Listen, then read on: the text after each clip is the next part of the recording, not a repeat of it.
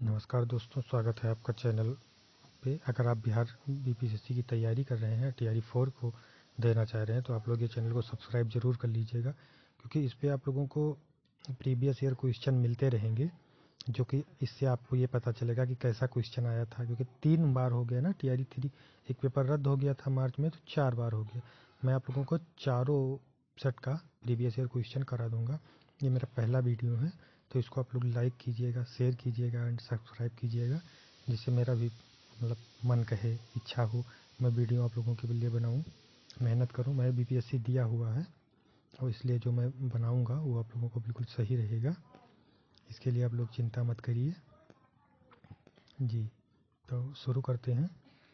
पहला question number 1 शुरू करते हैं। जैसे देखिए, ये आया हुआ क्वेश्चन है कि किस अंग्रेज सैन्य अधिकारी ने झांसी की रानी को यह कहते हुए श्रद्धांजलि दी थी कि यहाँ वह औरत सोई हुई है जो विद्रोहियों में एकमात्र मर्द थी। ठीक, ऑप्शन है आपके ह्यूज रोज, कैंपबेल, हडसन। उपयुक्त में से एक से अधिक, उपयुक्त में से कोई नहीं। तो इसका आंसर हो जाएगा ह्यू रोज। ठीक, इसका आंसर क्या हो जाएगा? ह्यू रोज। इसका आंसर हो जाएगा ह्यू रोज। ठीक,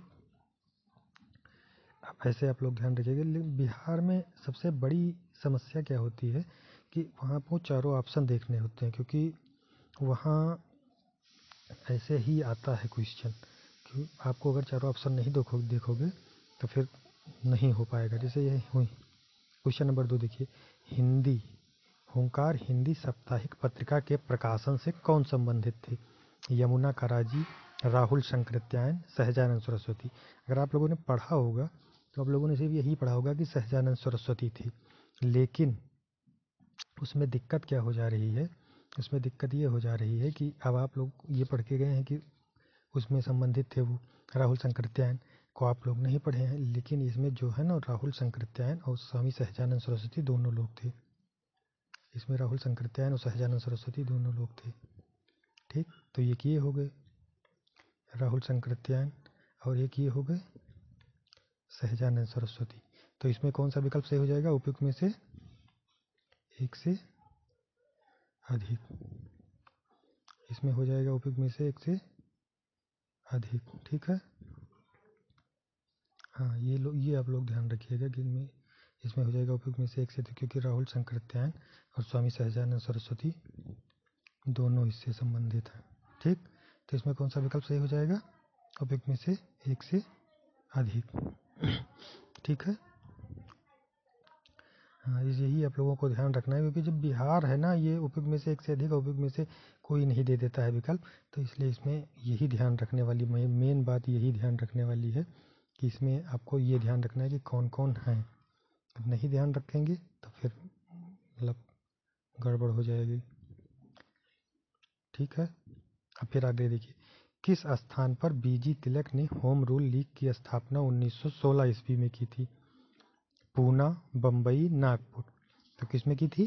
पूना में की थी। ये दो हुए थे, एक एनी बेसंट ने की थी 1916 में, अडियार में की थी, और एक ये बीजी तिलक ने 1916 में की थी पूना में।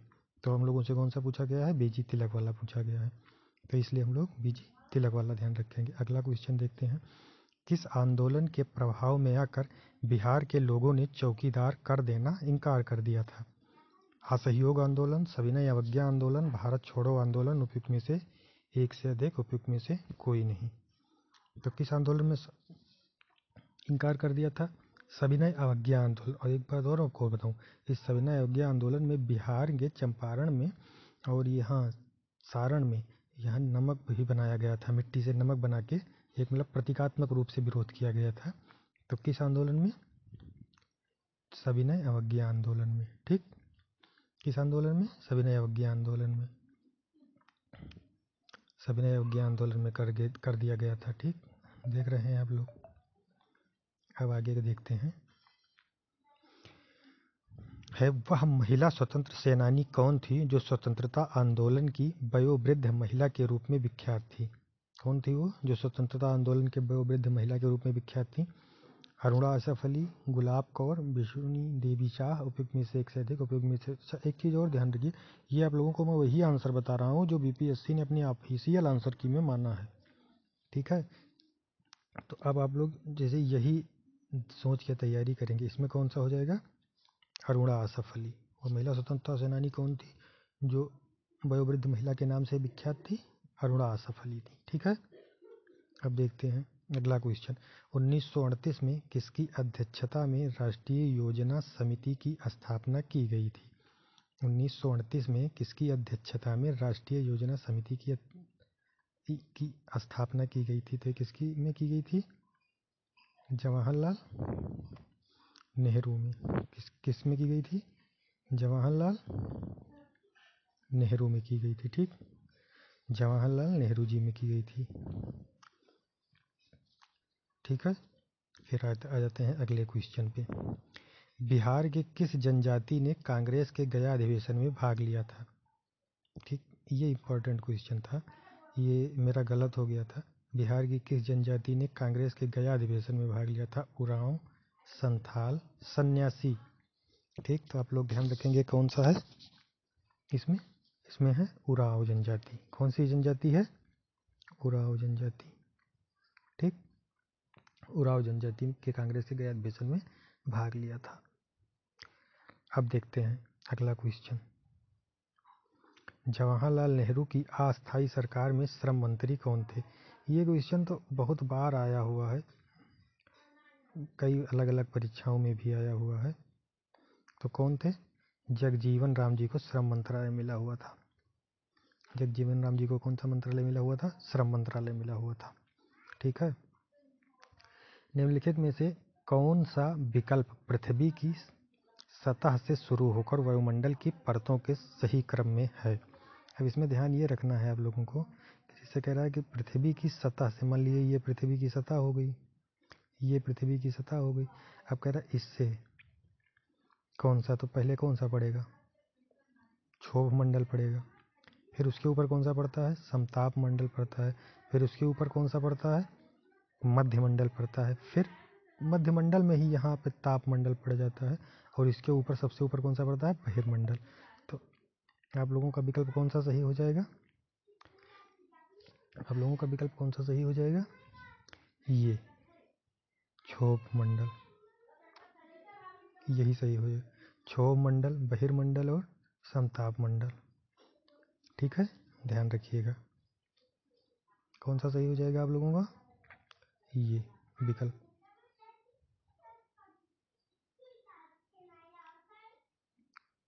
विकल्प आप लोगों का कौन सा सही हो जाएगा, सबसे पहले कौन सा आएगा, सबसे पहले आएगा ये क्षोभ मंडल, समताप मंडल और बहिर्मंडल, ठीक है। अब ये ध्यान रखिएगा, मेन चीज़ है ना कि ये पता सबको होता है, लेकिन लोग ऊपर से सेट कर देते हैं कि जैसे सबसे पहले बहिर्मंडल कर दिया। ऑप्शन में भी देखिए ये दिया हुआ है, सबसे पहले बहिर्मंडल फिलहाल नहीं दिया हुआ है इसमें, लेकिन बहुत मतलब विकल्पों में दे देता है। देखिए क्या, भारत की संसद के नए भवन के प्रभारी वास्तुकार कौन थे। मतलब कहने का मतलब है कि जो नई संसद भवन हमारी बनी है प्रोजेक्ट विस्ता के तहत, इसको डिजाइन किसने किया है, ये पूछ रहा है, ठीक। तो इसको किसने डिजाइन किया है, इसको डिजाइन किया है बिमल पटेल ने। कौन किया है, बिमल पटेल ने किया है, ठीक, इसको किया है बिमल पटेल ने। फिर देखते हैं नेक्स्ट क्वेश्चन। इमली में कौन सा अम्ल पाया जाता है, इमली में कौन सा अम्ल पाया जाता है। लैक्टिक अम्ल किस में पाया जाता है, लैक्टिक अम्ल दूध में पाया जाता है। लैक्टिक अम्ल किस में पाया जाता है, लैक्टिक अम्ल दूध में पाया जाता है। लैक्टिक अम्ल जो दूध में पाया जाता है, लैक्टिक अम्ल दूध में पाया जाता है, ठीक। टार्ट्रिक अम्ल किस में पाया जाता है, इमली में पाया जाता है। और पूछ क्या रहा है आप लोगों से, इमली ही वाला पूछ रहा है, इमली ही वाला पूछ रहा है कि टार्ट्रिक अम्ल किस में पाया जाता है। और मेथेनोइक अम्ल चींटी में पाया जाता है, तो टार्ट्रिक अम्ल किस में पाया जाता है, दूध में पाया जाता है, ठीक है। हाँ, अब ये ध्यान रखेंगे आप लोग कि टार्ट्रिक अम्ल किस में पाया जाता है, दूध में, उसमें टार्ट्रिक अम्ल पाया जाता है इमली में। फिर देखिए अगला क्वेश्चन, खाने के डिब्बे पर जिंक के बजाय टिन की परत क्यों चढ़ी होती है। मतलब कहने का ये है कि खाने के जो डिब्बे होते हैं उसमें जिंक की परत चढ़ाई जाती नहीं चढ़ाई जाती है, टिन की परत चढ़ाई जाती, क्यों। कि टिन जो है कि वो जिंक से अधिक प्रतिक्रियाशील है। मतलब क्या सही हो जाएगा, टिन की तुलना में जिंक अधिक प्रतिक्रियाशील है। टिन की तुलना में जिंक अधिक प्रतिक्रियाशील है। ठीक, देखिए फिर है माता पिता से संतति में लक्षणों की पहुंचने की प्रक्रिया को क्या कहते हैं। तो माता पिता से के मतलब लक्षणों से पहुंचने की प्रक्रिया पूछ रहा है, ये नहीं कह रहा कि किसके द्वारा पहुंचता है। पहुंचता तो जीन के द्वारा है, पहुंचता जो है वो तो जीन के द्वारा है, उसको कहते हैं जीन है। लेकिन ये कह रहा है कि उस प्रक्रिया को क्या कहते हैं। तो प्रक्रिया को क्या कहते हैं, प्रक्रिया को आनुवांशिकता कहते हैं। ठीक, फिर नेक्स्ट क्वेश्चन देखेंगे, एक सामान्य नेत्र लेंस की नाभिक दूरी क्या होती है। इसको बहुत बच्चे गलत कर दिए थे। वो समझ रहे थे ना कि जो देखने की वो दूरी पूछ रहा है, तो बहुत लोग 25 सेंटीमीटर मार दिए, लेकिन वो 25 सेंटीमीटर नहीं था। बहुत लोग उसको मार दिए 25 सेंटीमीटर, लेकिन वो 25 सेंटीमीटर था नहीं ना। उसको इसका आंसर क्या होगा, इसका आंसर होगा 2 मीटर, 2 सेंटीमीटर। ठीक, इसका आंसर क्या होगा, 2 सेंटीमीटर। ये बहुत बच्चे इनका गलत हो गया था। एक सामान्य नेत्र लेंस की नाभिक दूरी होती है 2 सेंटीमीटर। फिर नेक्स्ट क्वेश्चन है, निम्नलिखित में से किसका पीएच 7 से अधिक है। अब देखो किसका पीएच 7 से अधिक है, इसमें देखने वाली बात यह है, जैसे देखो पूछ रहा है किसका पीएच, तो रक्त प्लाज्मा हो जाएगा। क्या हो जाएगा, रक्त प्लाज्मा। अब मैं इसको आप लोगों को थोड़ा क्लेरिफिकेशन दे देता हूँ, क्योंकि इसमें मतलब थोड़ा लोग वो दिक्कत हो जाता है समझने में। जैसे देखिए मान लीजिए पूछ रहा है, देखिए गैस्ट्रिक जूस क्या है, जिसका पीएच 7 से कम होगा वो होगा अम्ल। वो क्या होगा, अम्ल। और जिसका पीएच +7 होगा वो क्या होगा, क्षार।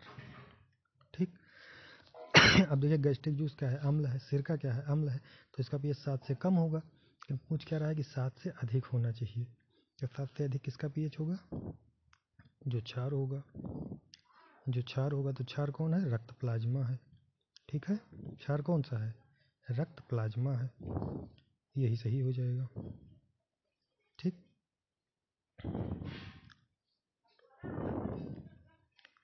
अब देखते हैं अगला क्वेश्चन।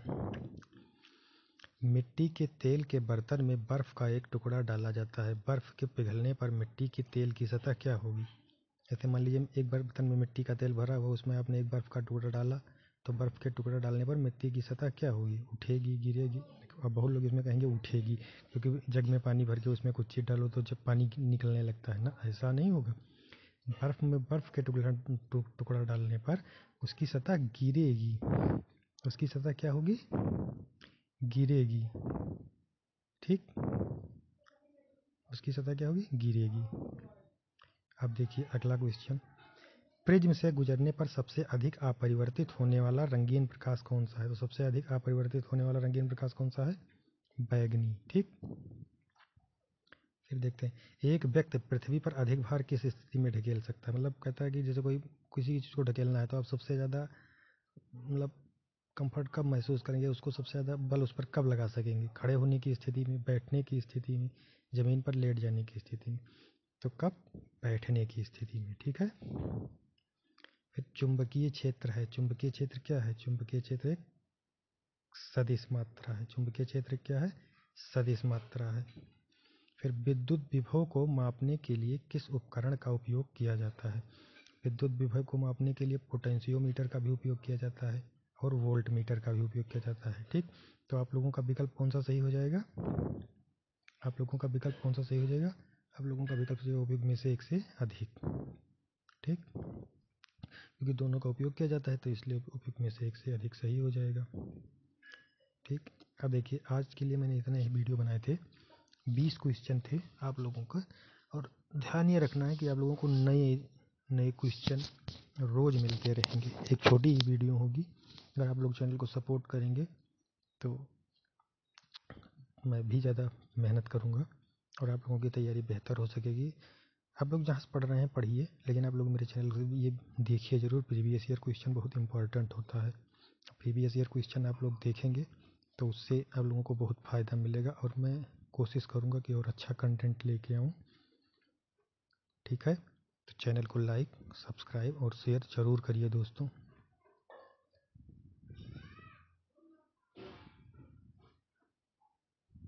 धन्यवाद।